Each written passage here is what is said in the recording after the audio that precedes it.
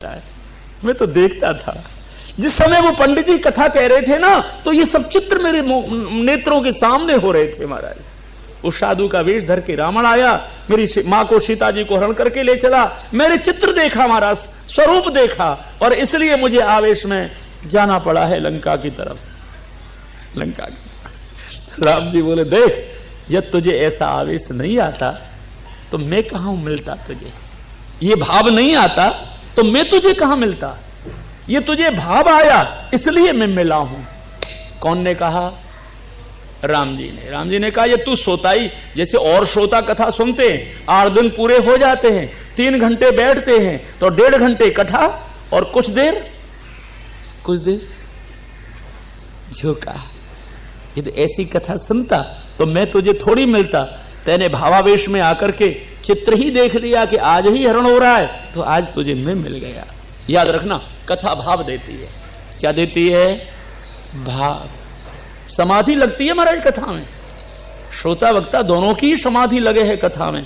यही बात भगवान ने बताई, उद्धव केवलेन ही भावेना, भाव नहीं है तो कुछ नहीं है। यहां पूजा में मंत्र चाहिए और भगवान आराधना में भाव चाहिए। ठाकुर जी की सेवा करो आप तो रामलला विराजते हैं आपके घर में, तो मन में विचार करो, अब ठंड आ जाएगी तो रामलला को सायंकाल रजाई जरूर चाहिए। भरवा दे का भरवाई, न भरवाई हो तो भरवा लीजिए हो, उर्मिला बहन भरवा लेना। राम लला है ना, तो हमको जैसे ठंड लगती है ठाकुर जी को भी लगती है। हमारे यहाँ हमारे वल्लभ संप्रदाय में तो नियम है, जब ठंड शुरू होती है ना, वो कार्तिक सुदी एकादशी आती है तो पहले ठाकुर जी को हम रजाई उड़ाते हैं, फिर हम रजाई ओढ़ते हैं। हमारे वल्लभ संप्रदाय में तो यथा देह तथा देवे, जैसी देव को चाहिए वैसे ही हमारे देव को चाहिए। देव को जरूर चाहिए, ये भी तो बालकृष्ण है ना, राम लला है ना। सुनो, कल हम जिन वैष्णव के घर गए थे ना, उनके ठाकुर जी के हमने दर्शन किए तो ठाकुर जी रुई के वस्त्र पहन रहे थे। मैंने कहा, ये कोई ब्रजभूमि है तुमने रुई के वस्त्र पहना रखे? ब्रज में तो ठंड है, रुई के वस्त्र को भगवान बिहारी जी पहनते हैं, गिरिराज जी धारण करते हैं सब, पर आपके कल बोले महाराज ये ब्रज को ही तो ठाकुर है और जहां विराजो वो तो ब्रज है। बात तो पते की है, बात पते की है। इस भाव से तो आप कर सकते हो, पर ये मौसम तो तुम्हारे यहाँ कोई ठंड को है नहीं। पर वैष्णव लोग करते हैं ऐसा, हल्के जो है हल्की रजाई, हमारे ब्रज में भारी रजाई और आपके यहाँ हल्की रजाई ठाकुर जी को उड़ाते हैं। ठंड लगे ना ठाकुर जी, भाव तो है ही, और क्या है। देखा देखी नहीं करनी चाहिए, उपासना भाव से करनी चाहिए, समझ के करनी चाहिए। यही बात बता रहे हैं, सत्संग से ये बातें मिलती हैं। कहां मिलती हैं? सत्संग से मिलती हैं कि भगवान को कौन सा भाव लगा के कैसे रिझाओगे, ये मिलता है सत्संग से। भगवान ने यही उद्धव जी कहा, रामेण सार्धम। मैं तुम्हें क्या बताऊं रे उद्धव, जिस समय बलदेव जी के साथ में मथुराम प्रणीते मथुरा की ओर चला हूं, उस समय गोपियों के आप भाव देखते ना, कैसा उमड़े हैं उनके आंसू, कैसे उमड़े हैं मेरे लिए। भाव के बिना कोई आंसू थोड़ी आते हैं।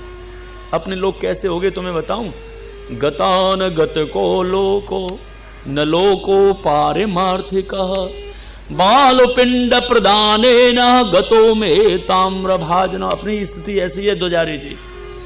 एक वृंदावन के संत है, बड़े भाव वाले भक्ति वाले, बिहारी जी में बड़े आसक्त, ठाकुर जी की अटूट भाव से सेवा करते, परंतु वो बनन में जाते शरीर कृत्य करवे। सो एक दिन ऐसो भयो, यमुना जी में थोड़ा विलम्ब है गो, शरीर कृत्य कर लियो तो लौट आओ, और मन में विचार आयो कि लौट आए मंदिर धरवे चलूंगो आश्रम, फिर स्नान करें यमुना जी जाऊंगो, मेरे ठाकुर जी को भूख लगी होगी, मेरे ठाकुर जी की सेवा करनी है। तो वहां ने कहा करो, वह संत ने वो जावे को लौटा हो ना, एक माँ में बालू में दुबकाई दियो, जमुना जी की रेत में दुबकाई दियो गिरधर भैया, और चलो वो आश्रम पे स्नान करके। 2-4 यात्री नहा रहे, अरे ये तो वृंदावन के बहुत बड़े संत हैं और आज इनने बालू इकट्ठी करी है, ये रेती या वो कोई महात्यम दिस है। सुबह यात्री ने 4-5 जगह बालू इकट्ठी कर दी, पिंड बना दिए। अब और देख रहे 10-20 यात्री घाट पे नहारे, उनने विचार करो आज कछु महत्यम दिस है या बालू पिंड करवे को लाओ हमऊ बना दे, तो 20 और है गए। फिर 101 या घाट पे नहा रहे, मैंने देखो आज सभी जो नहातो जा रहे हो वही बालू इकट्ठी करतो जा रहे हो, लाओ हमऊ कर लें, तो 100 पिंड और बन गए।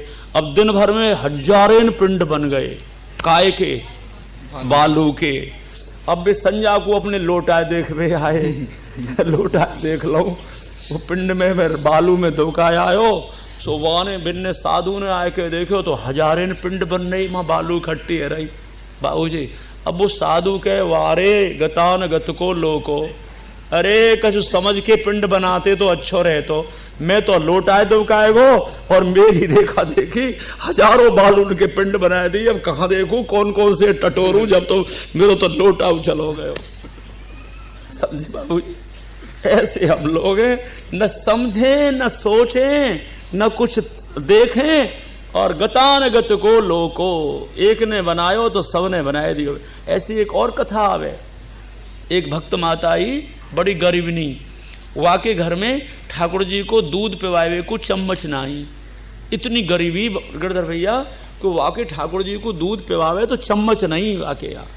तो बेचारी एक दिन बोली, अरे लाला कृष्ण आपके दूध पीवे को चम्मच नहीं है मेरे घर में, यानी एक दांतुन धर दऊं या दांतुन से ठंडो कर लीजो और फिर घूंट भर भर के नहीं या कटोरी से पी लीजो, ठंडो जाते कर लीजो ठीक तरह से। सो चम्मच के भाव ते धर दई वाने बेचारी ने। और एक भक्त देख के आयो आ वृद्ध माता के यहाँ ठाकुर जी की दूध की कटोरी में दांतुन, वाने कही कछु होएगो, हमें का खबर ला, मैं बूढ़ी तो है ही माता, ये भक्त अब कछु धर्यो होएगो तो कोई रिवाज होएगी, कोई सेवा प्रकार होएगो, पूजा प्रकार होएगो। तो बाने मैया के घर तो एक देखी वृद्ध माता, बाने 2 दांतन धर दई। और तीसरो भक्त आयो 2 बारे के यहाँ, माने कि भैया कछु होएगो, हमें का खबर, बाने 3 धर दई। एक ने 4, एक ने 5 और एक ने तो 20 की जूड़ी धर दई भैया। ऐसो भैया गतानगत को लोग कह रहे है। भगवान यही कह रहे हैं भैया, सत्संग से समझ आती है, सत्संग से विवेक आता है, सत्संग से भाव आता है। वल्लभाचार्य जी के ये सेवक थे, वल्लभाचार्य जी उसी गांव में एक दिन पधारे, तो उसी वैष्णव के यहाँ भक्त के यहाँ पधारे जो 20 दांतन दूध के कटोरी में धरी। पूछा आचार्य ने, गुरु ने, क्यों भैया भक्त ये दूध की कटोरी छोटी सी और 20 दांतन रखी है, या को का भाव है? बोले भाव कछु ना समझू महाराज, एक के यहाँ मैंने 19 दांतन देखी, मैंने 20 धर दी। गुरुजी मोह ना खबर ये दांतन दूध में काय को धरी जाए। 19 वाले को बुलाया वल्लभाचार्य ने, क्यों भैया आपने 19 दांतन दूध में कटोरी में क्यों रखी भगवान के सामने? महाराज मोह ना खबर, मैं तो 18 देख के आयो वाके यहाँ, मैंने 19 धर दी। फिर एक दांतन जो धरी थी ना उसको बुलाया गुरुजी ने, क्यों माता आपके गांव में दूध की कटोरी में दांतन को धरने की रिवाज पैदा कर दी आपने? बाबा गुरुजी मैं गरीब नहीं हूं, दूध ठंडा करने को मेरे घर में चम्मच नहीं है। ये भाव है, आप समझे? तो भाव मिलता है कहां से? सत्संग से। बात यह है, 12वें अध्याय में भगवान ने कहा, उद्धव आपको भगवान चाहिए तो भाव प्राप्त करना पड़ेगा, और भाव के बाद भगवान मिलेंगे। केवले नहीं भावे न गोप्यो गावो नगा मृगा, ये ने मूढ़धियो नागा सिद्धा मामयु रंजसा। यमन योगे न सांख्ये न, जिस परमात्मा की प्राप्ति योग से, संग से, दान से, व्रत से, तप से, अध्वर्य माने यज्ञों से, स्वाध्याय से, व्याख्यान से, संन्यास से, बहुत प्रयास के बाद भी नहीं प्राप्ति होती है, वो भाव से भगवान मिल जाते हैं। ऐसी सबरी बात है, माने भाव से भगवान मिलते हैं। 12वें अध्याय की कथा करी, निष्कंसन भक्तों के मैं कितना अधीन रहता हूं कहा, और यही भाव योग, भक्ति योग में हंस बन करके, और वह सनत कुमार जी से बोला था मैंने। बोलो हंस भगवान की। सुखदेव जी महाराज कहते हैं, राजन इस प्रकार से भगवान ने सब बातें बताई, और बताते हुए महाराज आपने कहा कि उद्धव बड़ी जल्दी घड़ी ने काम कर दियो, मैंने जल्दी देखी ना, घड़ी में देखी ना ही मैंने, तो पौन बज गए, अभी पलटे पलना पलट पे में कहा दिल लगे। सुखदेव जी महाराज बोले, राजन श्री ठाकुर जी ने कहो कि अरे भैया तू अपने जीवन में भाव सिद्ध करना, मां जयंती गुणा सर्वे निर्गुणम निरपेक्षकम सुहृदम प्रियमात्मानम संन्यास साम्या संज्ञादयो गुणा। देख भैया, अपने जीवन में मेरा ही जयन करना उद्धव। मैं निरपेक्ष हूं, निर्गुण हूं और भक्तों के लिए सगुण बन करके आता हूं। बस तुम्हारा निष्कंचना मई अनुरुक्त चे, निष्कंच भले भक्त हो पर मेरे में अनन्य भक्ति करने वाला चित्त को करना। चित्त निष्कंचन भक्त चित्त को मेरे में ही लगा के रखते हैं। साधन बताए भगवान, कहते हैं अरे भैया, मेरे में निष्ठा करने वाला भक्त होता है, वो बस जाति दोषों से भी वो पवित्र हो जाता है भक्त। इसलिए भक्ति ही मेरी प्राप्ति का एक बहुत बड़ा साधन है। भक्त बाग गदगदा द्रवते यस्य चित्तम, कभी रोता है, कभी हंसता है, कभी गाता है, कभी नृत्य करता है। ये भक्तों के लक्षण बता दिए। भगवान ने कहा भैया, बस सर्व अंगों में एक एक अंग को मैं मन लगाना और मुझे ध्यान करना। धीरे धीरे इंद्रियों को विषयेभ्य खींच करके, उस मन को बुद्धि पूर्वक खींच करके सर्वांग युक्त मेरे में नयेत माने लगाना चाहिए। सर्वव्यापक मैं हूं रे उद्धव, बस मेरे सुस्मित मुखम भावेत, सुंदर मुख को तुम देखना, तुम्हारा मन अपने आप एकाग्र हो जाएगा और कोई वस्तु को चिंतन मत करना। उद्धव जी ने कहा मुझे महाराज सिद्धियों के क्रम बता दो कृपा करके। सिद्धियां कितने प्रकार की होती है और कौन से साधन से कौन सी सिद्धि प्राप्त होती है। भगवान ने कहा सुनो उद्धव, सिद्धयो अष्टादश, 18 सिद्धियां होती है। अणिमा महिमा मूर्ते लघमा प्राप्ति इंद्रिय प्राकाश्य, ये सब सिद्धियों के नाम हैं उद्धव। और ये जो है सिद्धियां, देह में भूख प्यास न लगना, दूर श्रवण सिद्धि, दूरदर्शन सिद्धि, मन के वेग के अनुसार जाने की सिद्धि, इच्छित रूप धरने की सिद्धि, परकाय प्रवेश सिद्धि, ये भी सिद्धियां हैं। भगवान ने कहा उद्धव सुनो, त्रिकाल का ज्ञान हो जाना, द्वंद्वों से रहित हो जाना, दूसरे के मन की जान लेना, अग्नि अर्क जल सबके प्रकोप को रोक देना, स्तमनम, किसी से पराजय न होना, ये भी सिद्धियां होती है। भगवान ने कहा उद्धव, जिनका सिद्धियों में मन लग जाता है उनका हमारे से मन हट जाता है। सिद्धियों को स्वीकार करने वाले को हम नहीं मिलते, सिद्धियों से परे रहे, सिद्धियों में उनको हम प्राप्त होते हैं। कौन सी सिद्धि कैसे मिलती है? भगवान ने कहा वो तो मेरे चरणारविंद की उपासना से ही सब सिद्धि मिलती है।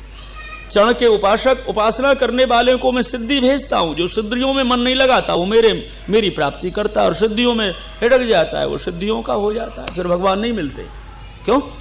अपने ज्यादा आशीर्वाद और ज्यादा श्राप के चक्कर में नहीं पड़े, ऐसा ठाकुर जी बोलते हैं।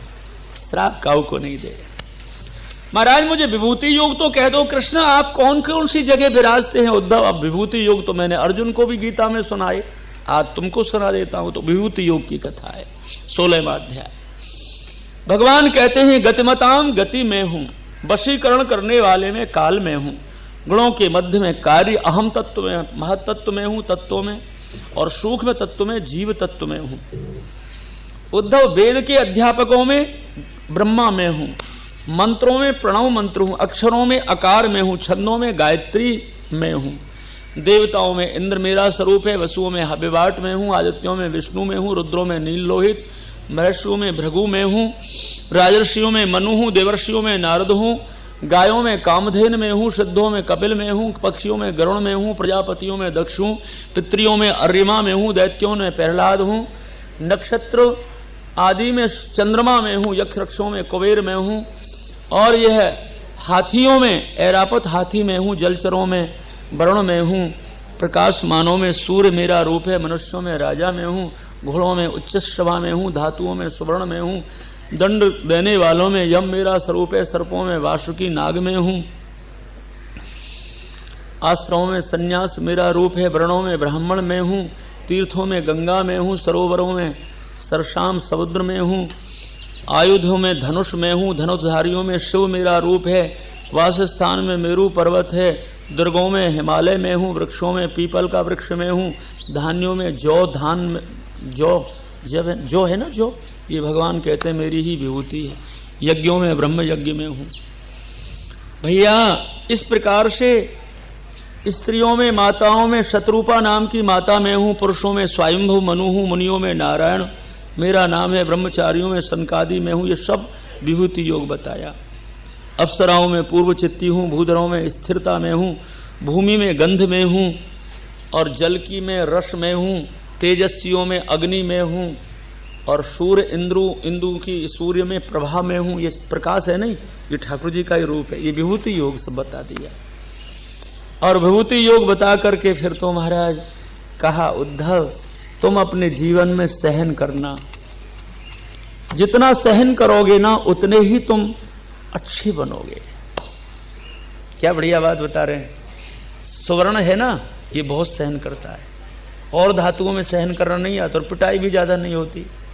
पीतल कांसे की ज्यादा पिटाई नहीं होती। कौन की तपाई होती है? कौन की होती है? सुवर्ण की।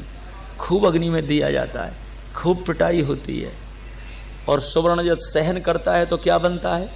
ठाकुर जी का मुकुट बनता है, कुंडल बनते हैं, हमेल बनती है, बाजूबंद बनते हैं, और फिर कहाँ रहता है ये? ठाकुर जी के श्रीअंग में रहता है। याद रखना, भगवान ने कहा शुद्ध सहन करोगे तो भगवान के बहुत प्यारे बन जाओगे। कोई भी कुछ अपमान करे उद्धव, सबको ही सहन करना चाहिए। महाराज बड़ी सुंदर कथा कह रहे हो आप तो, हे ठाकुर जी। उद्धव जी ने कहा, महाराज मुझे अब कुछ ऐसे प्रश्न करने हैं कि उनका उत्तर दो प्रभु। क्या बताओ? हमारा स्वर्ग किसे कहते हैं, नरक किसे कहते हैं, बंधु किसे कहते हैं, गुरु किसे कहते हैं, धनवान किसे कहते हैं, दरिद्री किसे कहते हैं, इनका उत्तर दो कृष्ण। आपकी समान तो कोई बकता ही नहीं है। श्री भगवान उवाच। भगवान ने कहा, भैया क्या पूछना चाहते हो? महाराज पहले तो मुझे सम बताओ, सम किसे कहते हैं? बताया महाराज, सम कहते हैं इंद्रिय निग्रह। महाराज दम किसे कहते हैं? अरे मन का निग्रह, इसको दमन दम कहते हैं। सम इंद्रिय निग्रह, दम मन का निग्रह, सम दम दमन। फिर महाराज स्वर्ग किसे कहते हैं? अरे भैया सत्व गुण का उदय है, हो जाना, शरीर में सात्विकता आ जाना, उसका नाम स्वर्ग है। और वहां नरक का क्या लक्षण है? तमोगुण रजोगुण का प्रभाव शरीर में आ जाना नरक है। क्रोध आ जाना, बात बात में क्रोध, तो समझो नरक में पड़ गए बेचारो। क्रोध नहीं करना चाहिए, जो ठाकुर जी की इच्छा है। सत्वगुणी को क्रोध कम आता है, नहीं आता जी, तमोगुणी को ज्यादा क्रोध आता है। तमोगुण ये नरक है, और सत्वगुण का उदय होना शरीर में ये स्वर्ग है। महाराज जी दरिद्री किसे? अरे असंतोष जो जीवन में है वो दरिद्री है, और क्या है? और महाराज धनवान, संतोष जिसको है वो धनवान है। बहुत अच्छो महाराज। अब मुझे ये बताओ महाराज कि यम किसको कहते हैं? अरे भैया 12 हैं यम। अहिंसा, सत्य, अचौर्य, लज्जा, असंग, असंचय, धर्म में विश्वास, सदाचार, मौन, स्थिरता, क्षमा, अभय, ये तो 12 यम हैं। और हमारे नियम किसको कहते हैं? अरे पवित्रता, जप, तप, होम, श्रद्धा, आतिथ्य, मदर्चनम, तीर्थाटन, दूसरे के लिए कुछ भलाई करना, अर्थेहा, तुष्टि, गुरु सेवा, ये 12 नियम हैं।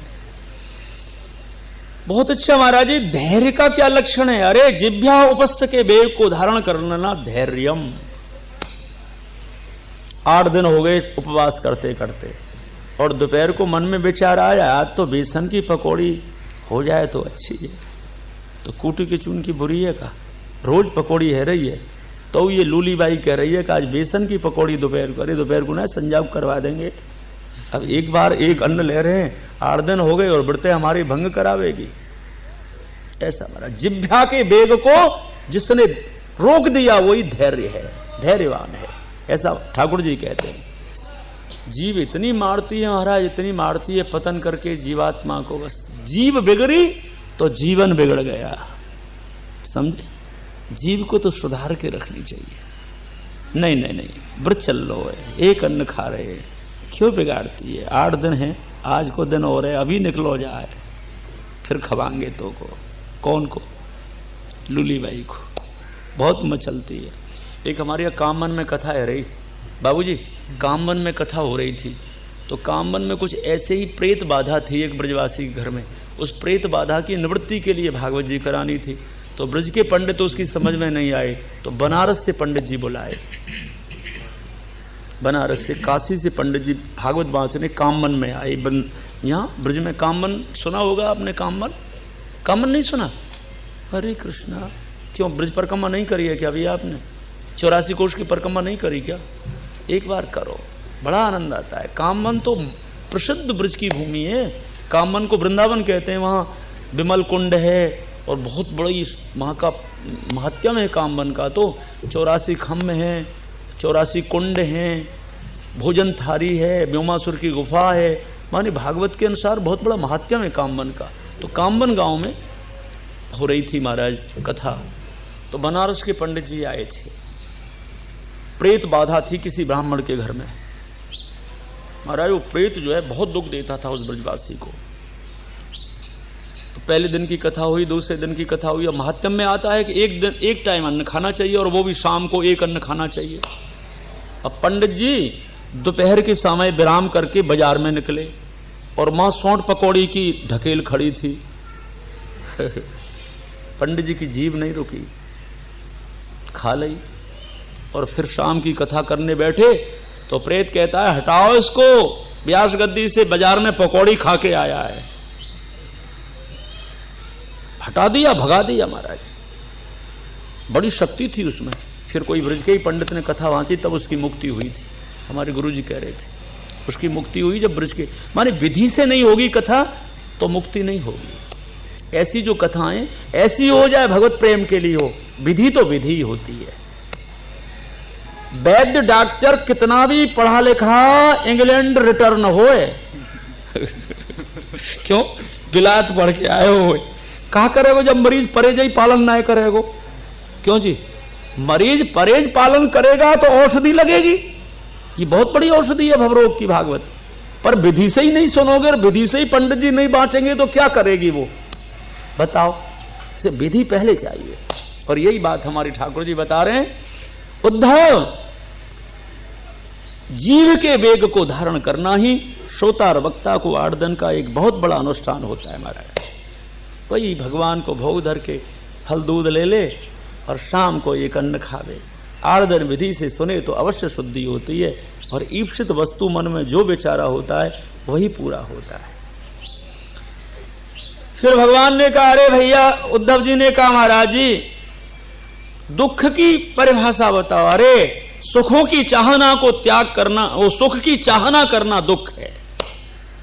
हमको ये सुख मिलेगा, ये सुख मिलेगा, ऐसा करेंगे तो यही दुख है। और क्या है?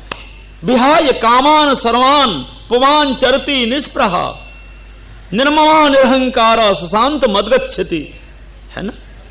कल ही है ना गीता जयंती, ये गीता जी का श्लोक है। गीता जी में कहा ठाकुर जी ने, भैया विहाय कामान, दुखों से दूर होना है तो कामना मत बनाओ। क्यों? कामना छूट गई, ठाकुर जी जो देंगे सो सुंदर ही करेंगे, जो करेंगे सुंदर करेंगे, ऐसी भावना कर लो, दुखन से निवृत्ति हो गई। और ये सुख मिलना चाहिए, ये सुख मिलना चाहिए, ना मिले तो दुख ही दुख है। कई को बनावे कामना, जो ठाकुर जी की इच्छा होगी वो होगा। ये महाराज समझाइए। भगवान ने कहा उद्धव तू अपने जीवन में सहन करियो। महाराज कोई चरित्र तो बताओ आप। अरे सुनो भैया, नृदेह माद्यम सुलभम सुदुर्लभम प्लवम सुकल्पम गुरु कर्णधारम मयानुकूलेन नभसुतेरितम पुमान भवाब्धिम न करे सात्मा। कैसी बढ़िया बात कही है ठाकुर जी के। उद्धव ये मनुष्य देह एक नौका है। क्या है? मनुष्य देह एक नौका है। और ये नौका इसलिए जीवात्मा को मिली है कि यह नौका में बैठ करके ही भव सागर पार करना है। क्यों मैया एक बात कहूं आपसे, अपने मनुष्य देही तो कथा सुने, कोई पशु तो कथा ना सुनाई जाए पशु ने तो। और जो देह है कोई भी नहीं सुनता पशु पक्षी कथा। कथा सुनने वाले साधक जो है, कथा सुनने वाला पात्र, ये मनुष्य देह है। इसलिए ये निर्देह माध्यम सुलभम, ये क्या है? नौका है, आत्मा की नौका है मनुष्य देह। और इसमें कर्णधार कौन है? गुरु। गुरु कर्णधार है और भगवान की कृपा रूपी हवा लगी है। भगवान कहते हैं उद्धव, ये शरीर रूपी नौका में बैठ करके यदि भवसागर नहीं तरेंगे तो वो जीवात्मा आत्महत्यारे माने जाएंगे। इसलिए भैया अपने तो ठाकुर जी से प्रेम करेंगे और प्रेम भक्ति तभी टिकेगी जब सहन करोगे। मारे कौन ने सहन किया ये बात तो बताओ। भगवान ने कहा भैया एक अवंतकापुरी में ब्राह्मण रहता था, सुनिए कथा। उज्जैन में एक ब्राह्मण रहता था और वो ब्राह्मण बहुत ऐश्वर्यवान था रे उद्धव, बहुत ऐश्वर्य बटोरा उसने, पर अपने ऐश्वर्य को इकट्ठा करना जानता था, खर्च करना नहीं जानता था। पैसे को केवल उसकी रक्षा करना यही ब्राह्मण जानता था। भगवान बोले ऐसा लोभी था कि चमड़ी जाए पर आप बोलो मैं कैसे कहूंगा, ऐसी बात, इतना लोभी था। केन चित भिक्षणा गीतम परभूतेन दुर्जनई, कैसा था? वार्ता वृत्ति कदर यस्तु कामी लुब्धोत कोपिना, क्रोधी भी था और लोभी भी था और एक पैसा खर्च नहीं करता था, वाणी से भी कभी किसी का सत्कार नहीं करता। भगवान कहें भैया दारादहितरो भृत्या विषण्णा नाचरत, उसके जो है घर वाले, पत्नी, पुत्र, कुटुंबी, कोई भी उससे राजी नहीं थे। गिरधर भैया कौन थे? वो उज्जैन में जो ब्राह्मण रहता था। ठाकुर जी कह रहे हैं उद्धव जी फिर महाराज क्या हुआ? ठाकुर जी बोले हमने उनके ऊपर कृपा की। तो आप कृपा करते हो जब, कैसे करते हो? अरे हमने कृपा की, उसके धन के मार्ग बना दिए। कौन के? जो उस भिक्षुक ने इकट्ठा किया था उसके धन के मार्ग बनाए। महाराज आपने कैसे गमा दिया उसके धन को? अरे ज्ञात या जगगुरु, कुछ तो जाति वाले ले गए उसको ठग करके, और किंचित दशभा उद्धवा, कुछ चोरों से लुटवा दिया। ठाकुर जी कहते चोरों से लुटवा दिया, गद्दा जी से कहते चोर लगा दिए पीछे वाके हमने, चोर लूट ले गए। और कुछ सिपाही ले गए, कुछ काल से, दैव से, भाग्य से वो निर्धन हो गया।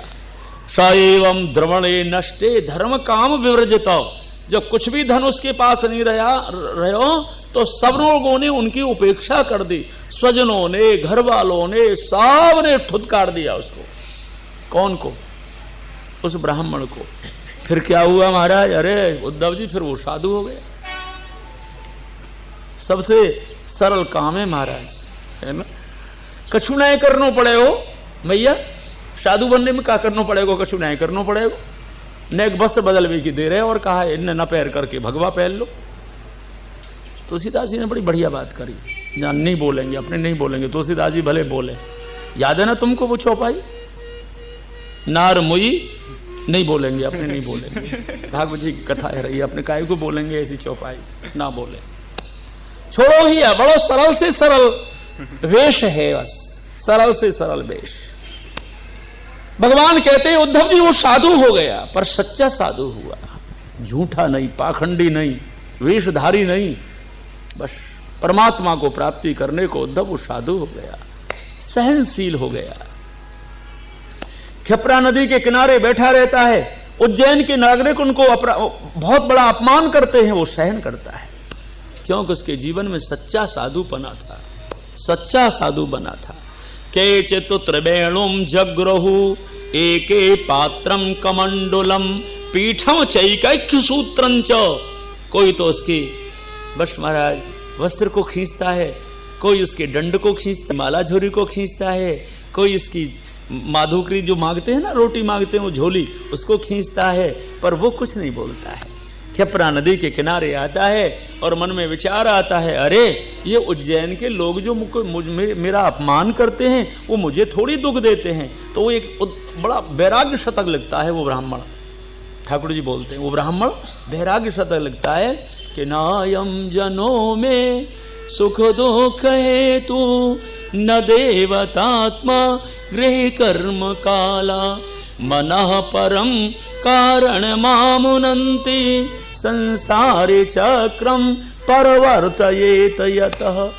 देखो वो क्या कहता है कि अरे ये मनुष्य मुझे दुख देते हैं ना, तो देवता दुख देते हैं ना, तो प्रारब्ध दुख देता है ना, तो कर्म दुख देता है ना, मुझे ये कोई दुख देने वाले नहीं है। मेरे दुख और सुख देने वाला मेरा मन ही है।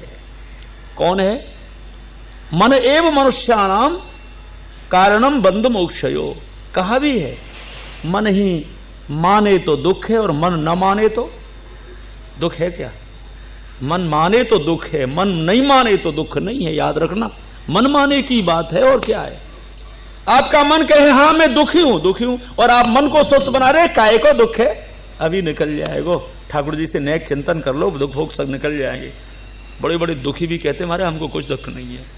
क्यों? मन ने मान लिया उसने कि हमको तो है ही नहीं दुख, तो दुख नहीं है। और मन कह दे तो कितने भी सुखी हैं आप, और मन तुम्हारो बिल्कुल दुखी हो, अरे साहब हमको तो बहुत, अरे काहे को दुख है तेरे, इतना बड़ा वैभव तो दुखी है, हाँ साहब हमको तो दुख है। मन माने की, इसीलिए इनने कहा कि नहीं कुछ नहीं, कोई नहीं दुख सुख देने वाला है ना। कोहु न काहू दुख सुख करे दाता, निज कृत कर्म भोग सब। मन ही अपना कर्मों का निर्माण करता रहता है, दुखी बनता रहता है। भगवान ने कहा भैया उज्जैन के ब्राह्मण हमारी प्राप्ति कर गए। और ऐसे ही पुरूरवा राजा ने ऐल गीता में लिखा है, ये सब बातें बताई, चारों धर्मों के धर्म, आश्रमों के धर्म बताए।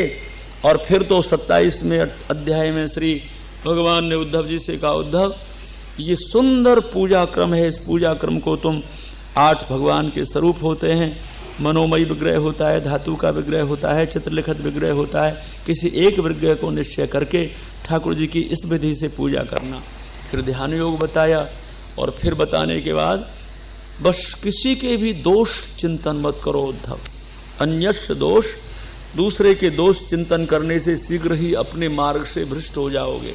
परस्वभाव कर्माणि, भगवान कहते हैं परस्वभाव कर्माणि न प्रशंसेत न गर्हेत। दूसरे के कर्मों को, दूसरे की रहने को मत निंदा करो, मत स्तुति करो।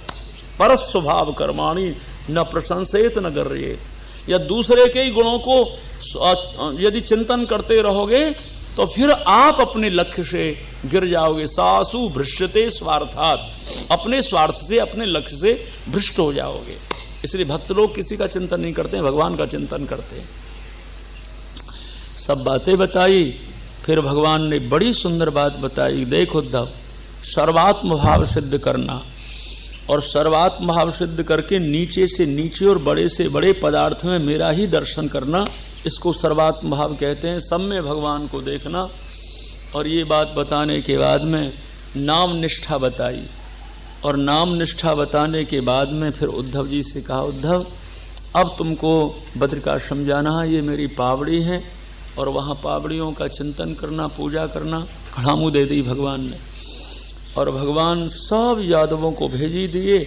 और आप भी बस शीघ्र ही प्रभास पाटन आ गए। सुखदेव जी कहते हैं, राजन प्रभास पाटन में आकर के और फिर बट वृक्ष के नीचे भगवान ज्ञान मुद्रा में बैठ गए। और बट वृक्ष के नीचे बैठे, और बट वृक्ष के नीचे यहाँ तो दिवी भूवि अंतरिक्षे मोहत्पात हो गए महाराज। और मदरा विशिष्ट का पान करके कहा था, सत्कर्म करके तुम यादवों इस कष्ट से पार होना, और यहाँ मदरा पान से मत हो गए। याद रहा, मद्यपानी न मत हो गए मद्यपान करके। और मूढ़ होकर के सुखदेव जी कहें, उन यादवों में कलह हो गई। और कलह होने के बाद में क्या हुआ कि हमारा लड़ाई झगड़ा हो गया, और एक दूसरे का वध करने लगे। शस्त्र अस्त्र समाप्त हो गए। तो एर का नाम की घास थी ना, एर का नाम की घास समुद्र में वो जो लोहे को घिस के बनी, वो उखाड़ के मारने लगे, सब लेकर होने लगे। फिर श्री बलदेव जी ने कहा, भैया क्या कर रहे हो आप लोग, इतने प्रेमी होते हुए आपस में युद्ध कर रहे हो। तो बलदेव जी को ही मारने को तैयार हो गए। बलदेव जी ने सोचा अब ठाकुर जी की लीला बस लीन करने की इच्छा है, विराम लेने की इच्छा है। तो भगवान बलदेव जी समुद्र के बीच में गए, और बलदेव जी भगवान की, क्या विलक्षण कथा है। फिर एक व्याध था ना, जरा नाम का व्याध, और उनने भगवान के चरण का दर्शन दूर से किया, जरा व्याध ने। और उसने चरण का दर्शन करके, वो कील लगा रखी थी ना बाण में, आपने तो बोल ही नहीं सकते ऐसे शब्दों को, भगवान ने अपने चरण में उसको स्वीकार कर लिया। और जरा व्याध जब भगवान के पास आया तो आंसुओं से रोने लगा और कहा, महाराज मैंने तो बड़ी भूल कर ली, आपके चरणारविंद में अजानता कृतमिदम पापेन मधुसूदना। हे मधुसूदन द्वारकेश, अनजान में आपके का की भ्रांति हो गई, आपका चरण जो था कृष्ण, वो मृग जैसा मुझे दिखा और मैंने बाण मार दिया, मैं क्या करूं, मुझे क्या गति मिलेगी। कृष्ण अनजान में मुझसे हो गया है, आप मुझे क्षमा कर दो। भगवान ने कहा, रे भैया सुन, तुझसे नहीं हुआ, ये मेरी इच्छा से हुआ है। भगवान ने यही शब्द करे, अरे सुन, माँ भैर्जरे तुम उत्तिष्ठ काम एष कृतो ही में, ये सब कुछ मैंने अपनी इच्छा से कराया है। अरे जरा देखिए सामने विमान है, तू इस विमान में बैठ करके स्वर्ग जा। है विश्व में कोई ऐसा दयालु ठाकुर जो जिस जरा व्याध ने भगवान के चरणों में बाण मारा है उसको स्वर्ग भेजा है ठाकुर जी ने। देख तेरा दोष नहीं है, तो मेरी इच्छा से हुआ है, इसलिए तू स्वर्ग जा। और महाराज शीघ्र ही भगवान ने उसको तो स्वर्ग भेज दिए। और दारुक कृष्ण पदविम अनविच्छिन्न निर्गम्यताम वायुम वश, दारुक भी रोने लगा है। सभी महाराज बड़े दुखी हुए। फिर वसुदेव जी और महाद्वार का खबर पड़ी है। अब ये कथाएं तो हम बोल ही नहीं सकते, हमसे नहीं बोलते। ये बात ये ना कि हमारे जो ठाकुर जी है ना, वे अवतारी पुरुष हैं, अवतार लेके नहीं आते, वो तो नित्य लीला करते हैं। तो 1 से 25 वर्ष द्वारकेश भगवान की लीला पूरी होती है तो वृंदावन धाम में आके बिहारी जी बन जाते हैं और जतिपुरा में श्रीनाथ जी बन जाते हैं और फिर लीला प्रारंभ हो जाती है, नित्य लीला। हमारे ठाकुर जी कभी नहीं जाते हैं ब्रज छोड़ करके बाहर। सुनो, अब यहाँ तो लिखा है कि सब चले गए, भगवान भी चले गए, वसुदेव जी चले गए, ये चले गए, वो चले गए। हमारे तो कृष्ण बलदेव जी नित्य विराजे हैं ब्रज में, निकुंज कुंजन में, और राधा जी के साथ, सखियों के साथ, भक्तों से वेष्टित होके गिरिराज जी की कुंज निकुंजों में, गिरिराज जी की तरहेटी में नित्य गाय चारण है, नित्य दान है, नित्य मान है, नित्य होरी है, नित्य रास है, सब लीलाएं नित्य होती हैं। इसलिए हमारे ब्रजवासी लोग इनको नहीं कहते हैं ज़्यादा विस्तार से। 31 अध्याय पूरे हो गए। सुखदेव जी महाराज ने कहा, राजन सुनो, अब भविष्य में जो आगे कलयुग में भूमि को भोगने वाले रजवाड़े हुए उनके नाम सुन लो। महावीर राजा से सुनाग होंगे, उनके काकवर्ण, उनके खेमधर्मा, उनके क्षेत्रज्ञ, उनके विदशार, उनके अजात शत्रु, उनके दर्भक, उनके अजय, उनके नंदीवर्धन, उनके महानंदी पुत्र, ये 10 राजा 3 से 60 वर्ष भूमि को भोगेंगे परिषद। कलयुग में जो है महानंदी पुत्र शूद्र गर्भ होंगे, नंद नाम के भावी राजा होंगे और वे अधार्मिक राजा प्राय होंगे। राजन परीक्षित सरंद एक छत्र भूमि को पालन करेंगे, वे द्वितीय परशुराम की तरह होंगे। ये सब राजा भविष्य के बताए महाराज परीक्षित जी ने, जो अपने तो सब पुराने हो गए, माने भूतकाल हो गए हो इनके। अब भागवत जी जिस समय सुनाई थी ना, उस समय राजा नहीं हुए थे, इसलिए भविष्य क्रिया लगा के कह रहे हैं। अब अपने तो इतने जन्म बहुत दिनों के बाद जन्मे हैं कलयुग में मनुष्य देह लेके, इसलिए ये हमारे लिए तो भूतकाल हो गया। चंद्रगुप्त राज्य करेंगे ऐसे। अब चंद्रगुप्त का तो पढ़ा है इतिहास में आप लोगों ने भी, हमने भी। वो चंद्रगुप्त राजा होंगे, उनके वारसार, उनके शोकवर्धन, उनके स्वयसा, उनके संगता, उनके सालसूका, सोम शर्मा, ये उनके शतधर्मा, ये सब राजाओं के नाम ले दिए। सुखदेव जी महाराज जी बोले, राजन ये जो हैं भूमि को भोगेंगे, बहुत कष्ट प्रजा को कल काल में पड़ेगा। अरे ऐसा है कि हाँ, कली काल का तो क्रम ही परीक्षित बहुत बुरा हो जाएगा। जब कलयुग पूरा पूरा हमारे भूलोक में वास कर लेगा ना, तो उस समय जो है कैसे लोग हो जाएंगे। अरे राजा लोग तो केवल प्रजा के धन का ही शोषण करेंगे और प्रजा को दुख देंगे। और कलयुग में, अब कलयुग के लक्षण सुन लो कुछ। श्री सुखदेव जी ने कहा, राजन धर्म का विरोध बहुत करेंगे राजा लोग, और सब बस जाके हाथ में सत्ता होगी वो धर्म का विरोध करेगा, क्योंकि धर्म का यदि पोषण करेगा तो वोट नहीं मिलेंगी। ऐसी लिख रही हैं सब बातें, यार ये कह रहा हूं। पवित्रता नहीं रहेगी, सत्य नहीं रहेगी, क्षमा नहीं रहेगी, स्मृति नष्ट हो जाएगी। कलयुग में धनवान ही गुणी समझा जाएगा। और महाराज दाम्पत्य में रुचि रहेगी, गोत्र आदि नहीं रहेंगे, व्यवहार में कापट्य हो जाएगा। और महाराज पांडित्य में भाषण ही देना रह जाएगा, रहनी कुछ नहीं रहेगी। पंडित जी की रहनी में कुछ नहीं होगा, केवल बोलना ही, भाषण देना ही सब कुछ पांडित्य रहेगा। और साधुओं में दंभ आ जाएगा, साधुत्ते दम्भ लगे। साधु भगवान के लिए नहीं, यश के लिए और बहुत बड़े वैभव के लिए साधु बनेंगे। एक गुजरात में कथा करने गए थे हम, तो किसी घर में झगड़ा हो गया था, तो एक लड़का चला गया रिश होकर के, तो सन्यासी बन गया, वो साधु बन गया। फिर बंबई में उसका पता लगा, तो घर वालों ने कहा कि चलो घर। तो बोले सुनो, अब मैं घर चलूंगा तो बिलायत की यात्रा नहीं होगी, थोड़े दिन और साधु बनने दो, बिलात हो जाऊं फिर आ जाऊंगा। अरे बाप रे, इसलिए तू साधु बना है, सन्यासी बना है, कुछ गमन करके गया था। ऐसी लीला है, ऐसी सुनाई पड़ती है, तब ये श्लोक याद आते हैं कि आजकल के साधुत्व में भी दम्भ हो गया। सच्चे बाबा जैसे राम सुखदास बाबा जैसे साधु, पंडित जी बाबा जैसे साधु तो बहुत कम है। साधुत्व में साधुओं के वेश बना के न जाने क्या क्या। मद्रास गए थे कथा करने, गलत नहीं बोलेंगे व्यास गद्दी पे, जो जीवन में अनुभव हुए उनकी बात कहूँ। मद्रास में कथा चल रही थी, एक झंडा वाले साधु, बहुत ऊंचा माथा और बड़े सुडौल महाराज, और फेरी लगाते। हमारे पास भी आ गए कथा में, जब मुकाम हो माऊ आएंगे दुजारे जी, शास्त्री जी आप गोवर्धन से आए। हाँ भैया गोवर्धन से। हमने भी नमस्कार किया साधु वेश में, भैया हमने दंडवत करी, बिठा ले आसन पर, कोई नहीं रहो कमरा में। जब वो कहा के पंडित जी मैं तो साधु थोड़ी हूँ, मैं तो गृहस्थी हूँ, मेरा होटल चले भरतपुर दरवाजे मथुरा में, कल्याण है वो भैया।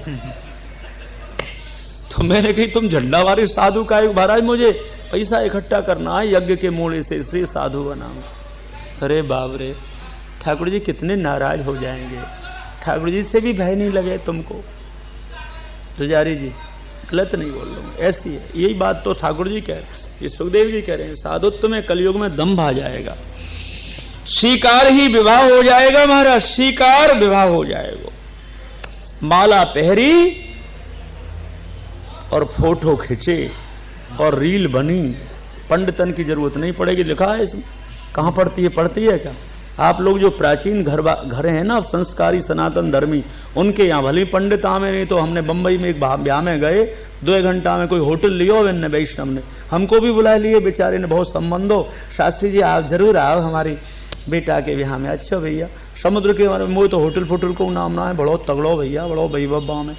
सो मैं पाठ फाट में बैठ गयो, सवेरे अपने बैठोगे 3-4 घंटा को नियम, और मैं गयो, मैं गाड़ी, महाराज जल्दी चलो, सब लोग कह रहे हैं शास्त्री जी को लाओ शास्त्री, और मैं गयो, मैं कहाँ है सबरो, ब्याह शादी कहाँ, महाराज दूसरे तैयार है गए, तो पहले तो है गए हमारो को ले तो महाराज 2 घंटे को मिली थी ये होटल, हमको 2 घंटे में हो गया सब काम, अब दूसरी शादी हो रही है। तो भैया हम तो रह गए, भाने बेचारे ने बुलाए हमको, भैया चल घर आशीर्वाद दे देंगे। ऐसी बात है गिरधर भैया, स्वीकार ही वो है, विवाह है, आज कलयुग को विवाह है ये महाराज, वेद विधि को कोई यहाँ क्रम ना है। यशोर्थे धर्म सेवनम, सुखदेव जी बोले परीक्षित यश के लिए धर्म का सेवन करेंगे, ऐसी स्थिति कलयुग में रहेगी, स्नान ही तप हो जाएगा, बस स्नान कर लियो तो बड़ो तप है गयो। लावण्य केश धारणम, इन श्लोकन को का अर्थ करूं मैं, लावण्य केश धारणम, बड़े बड़े केस रखांगे, कन्यान के तो होने चाहिए पर लड़का रखांगे, बड़े बड़े केस बालक को रखांगे, ऐसी लीला है रही है कलयुग को। धर्म है काय को दोष कौन को है, लावण्यम केश धारणम लिखा है, सुखदेव जी कहते हैं लावण्यता ही केश धारण करने से मानी जाएगी। अनावृष्टिया होगी, कहीं अतिवृष्टि होगी, कहीं तो अकाल पड़ेंगे, 30-20 वर्ष की आयु रह जाएगी, गाय मातान से भाव हट जाएंगे और घर में कोठिन में कुत्ता रहने लग जाएंगे। ये लिख रही है भैया गोपाल, लिख रही है श्लोकन में। बम्बई गए वैष्णवन के यहाँ अभी महाराज, तो जो गायन में श्रद्धा रखते उनकी कुत्ता देखे दरवाजे पे, सांकरनते मधे, मैंने पूछी आप इतने अच्छे वैष्णव और ये महाराज जी चोर बहुत आते हैं इसलिए कुत्ता रखना पड़ता है। तो मैंने गऊ को ग्राह से नहीं कूदे हो का ना महाराज जी, वो तो गऊ को ही जाता है, क्या गौ सेवा होती थी घर घर में, ऐसा हो गया है। छाग प्रायेषु धेनुषु और ग्रह प्रायेषु आश्रमेषु यौन प्रायेषु बंधुषु, ये सब बातें लिखी महाराज। इत्थम कलौ गत प्राये जनेषु खर धर्मणि धर्मत्राणाय सत्येन, फिर कल की भगवान अवतार लेंगे, बोलो कल की भगवान की। 23 अवतार हो गए, अब 24वां अवतार कल की होगा, वो देखेंगे कहा ठाकुर जी कैसे आगे बन के कहा देखेंगे, क्यों ध्रुजारी जी कहीं ना कहीं तो होंगे ही अपने ठाकुर जी के दर्शन करवे को। अब ये 23 अवतार हो गए, कली की अभी होगो, ये सब बातें बताई, प्रलय के 4 स्वरूप बताए, और प्रलय के 4 स्वरूप बता करके फिर परीक्षित जी की अपने में ही स्थिति करी। और सुखदेव जी महाराज बोले, अरे परीक्षित तुम ये मत समझो कि मुझे तक्षक आके डसेगा और मेरा शरीर भले आपका तक्षक बदले, पर आत्मा की स्थिति तो तुम्हारी परमात्मा में ही प्रवेश करेगी। परीक्षित तुम अहम ब्रह्म परम धाम, ब्रह्माहम परमम पदम, तुम ये निश्चित करो मैं ब्रह्म का अंश हूं, मेरे द्वारकेश भगवान का प्रतिबिंब हूं, मैं छाया हूं, वो बिंब है कृष्ण, मैं उनका ही अंश हूं, वे सच्चिदानंद घन है, मैं भी आनंद रूप हूं। बस ऐसे परमात्मा का चिंतन करो, तुम्हें तक्षक डस भी लेगा ना तो तुम्हें कोई कष्ट नहीं होगा। तक्षकम दखंतम पादे ले ले हानुम विसान नहीं न दृक्षसी शरीरंच, तुम शरीर की ओर नहीं देखोगे, आप ठाकुर जी की ओर देखोगे। कौन ने कहा? सुखदेव जी ने परीक्षित जी से कहा। फिर क्या सुनना चाहते हो? 12वें स्कंद के 6ठे अध्याय में राजा परीक्षित ने कहा, महाराज सिद्धोस्मी अनुगृहीतोस्मी भवता करुणात्मना। सुनो सुखाचार्य जी, आपने मुझे 7 दिन जो कथा सुनाई है, इससे तो मुझे बस कथा सिद्ध हो गई, समाधि सिद्ध हो गई, स्वरूप सिद्ध हो गया। महाराज मेरे द्वारकेश रोम रोम में आके मेरे हृदय मन मंदिर में आके बैठ गए। अब मुझे सुनने की इच्छा नहीं है, अब तो मुझे चिंतन करने की इच्छा है। कौन को चिंतन करने की? ठाकुर जी के स्वरूप का चिंतन करने की। सुखदेव जी बोले कि अब का सुनाएंगे, जब समाधि लग गई ठाकुर जी में, मन ही लग गयो, तो मन लगावे के लिए भागवत जी सुना रहे हम तो हम चले। हाँ महाराज, पूजा करी सुखदेव जी की षोडशोपचार से, और सुखदेव जी भगवान की जय ऋषि मुनियों को लेकर के चल दिए। सूत जी कहते हैं, महाराज फिर तो नरदेवे न पूजतः परीक्षित राजर्षि। राजा परीक्षित जी गंगा जी के किनारे भगवान द्वारकेश के चरणों का ध्यान करने लगे। तक्षक ने ब्राह्मण का रूप रखा, तक्षक सर्प ने ब्राह्मण का रूप रखा, और वह परीक्षित जी को डसने के लिए चलने लगा तो कश्यप नाम के ब्राह्मण सामने से आए। तक्षक जानता था कि ये मंत्र बल बहुत है इनके पास। अरे ब्राह्मण कहां जा रहे हो? अरे भैया परीक्षित जी की सभा में जा रहे हैं, तक्षक नाग उनको मारेगा और हम उनको जीवित करेंगे। अरे तुम्हें ये शक्ति है कि? हाँ।